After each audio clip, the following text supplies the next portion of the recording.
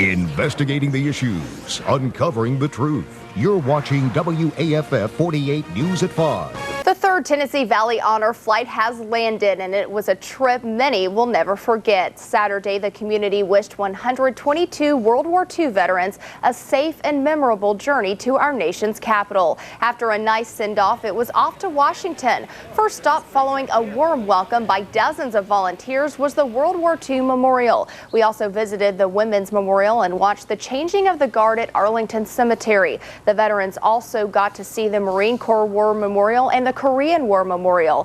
Friendships and memories were made, and it truly was a feeling of pride you just can't explain.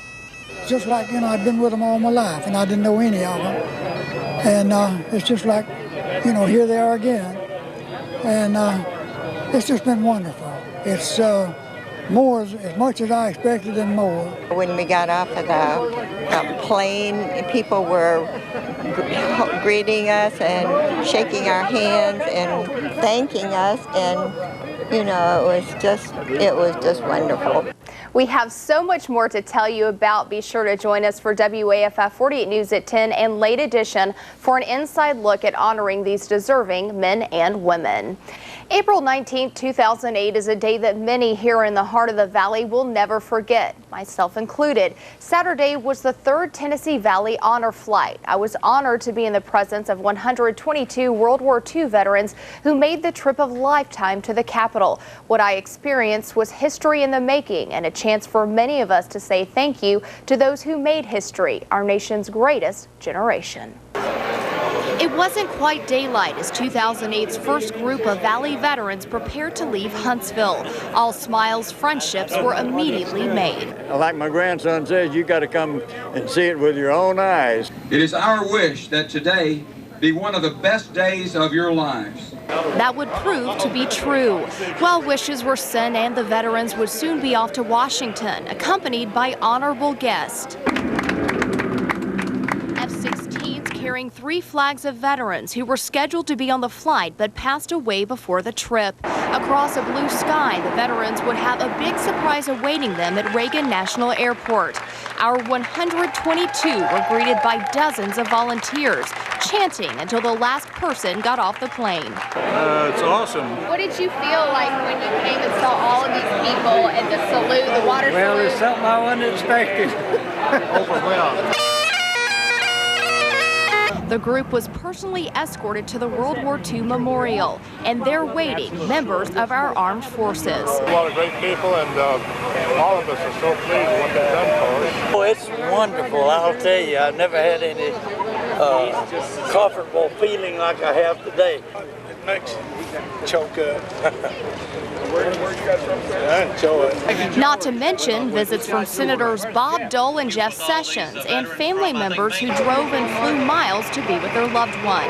Seeing the World War II Memorial for the first time was a moment of reflection. Actually, the service was at times, except for the ones that were killed, it was a kind of a blessing for a lot of us. We became men.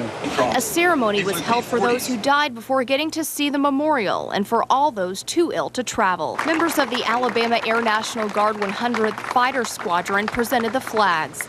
And it's important for all of them to see this, and it's been an awesome experience. And an experience for best friends. We have done everything together since 81 years ago. We even joined the Navy the same day. We then traveled to the Women's Memorial in Arlington National Cemetery to the Tomb of the Unknown Soldier and witnessed the changing of the guard. Veterans were then honored at the Marine Corps War Memorial. Stood on the deck and watched them raise the flag. I hollered at some of the fellows. I said, "Look at that!" It was an awesome sight. And for me, the Korean War Memorial was a personal one. My grandfather was on the flight. Just the way it was. It really is. And they look so real. It was just like it was in combat. Rainy and nasty. But it is true. It really is the way it was. To make the journey complete, with flags flying.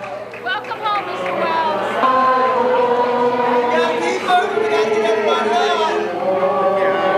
Perhaps Perhaps a little later, but still so important. Welcome home and thanks for everything you have done.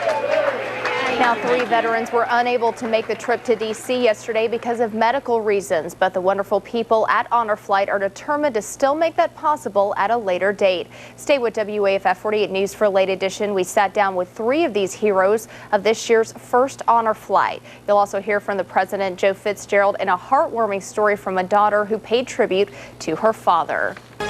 Good evening, I'm Jeannie Powell. Thank you so much for joining us for WAFF 48 News Late Edition.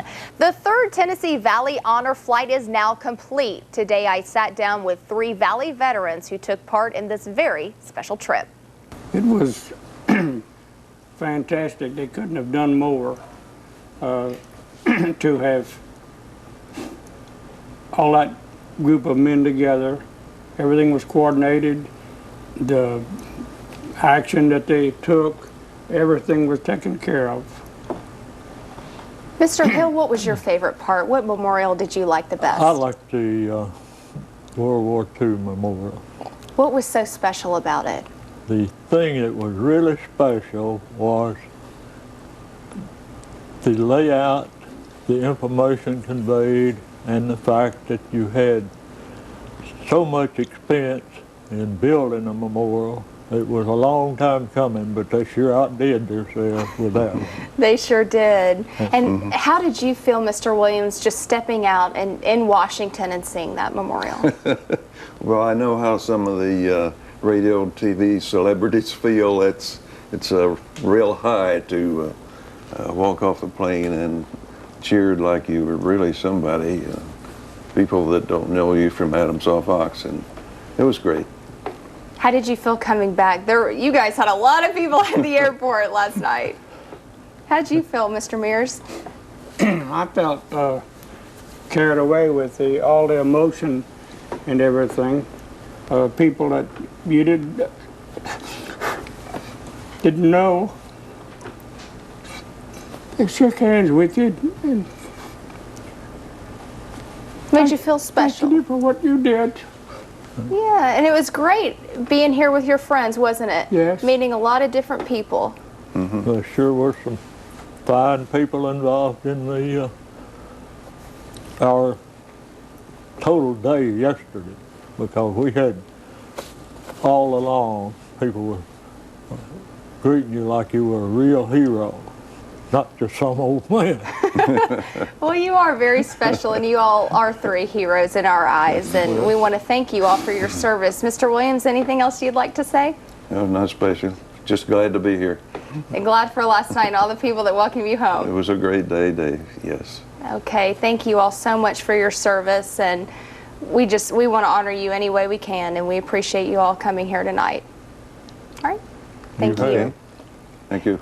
Now, Honor Flight wouldn't be possible without the volunteers who make it happen. Today, we talked with a woman whose father was supposed to be on that flight but passed away in February. She shares why she wanted to pay tribute to her dad and his fellow veterans who served us. Joining me now is Bev Baca. You were a guardian on Honor Flight this year, as well as Joe Fitzgerald, president of Tennessee Valley Honor Flight. Thank you for being with us, first and foremost. Thank you for having us. Bev, tell us, this was a very personal honor flight for you. It was. My father, Colonel Baines, he had been chosen to go yesterday, and he died on February 3rd. So he didn't get to go, and I had been chosen as a guardian, and I went to help honor him, and it was a very special day for me. Emotional, but very special. And starting Friday, the F-16s just played a tremendous role in this. They did. The F-16 pilots from the Tuskegee Air Force came in, and we actually presented the flags, my father's internment flag and then 2 other veterans, to the pilots, and they flew the flags to Washington, D.C. for a special ceremony at the World War II Memorial yesterday. And that was that meant a great deal to all of the families, and I was just very fortunate that I was actually there to see that ceremony and be able to participate in it. Do you think it's nice that all these people honored your father? It is. I think that he earned it. He was an Air Force colonel and retired after 32 years. During World War II, he flew 51 missions. And he loved to talk about being a World War II veteran.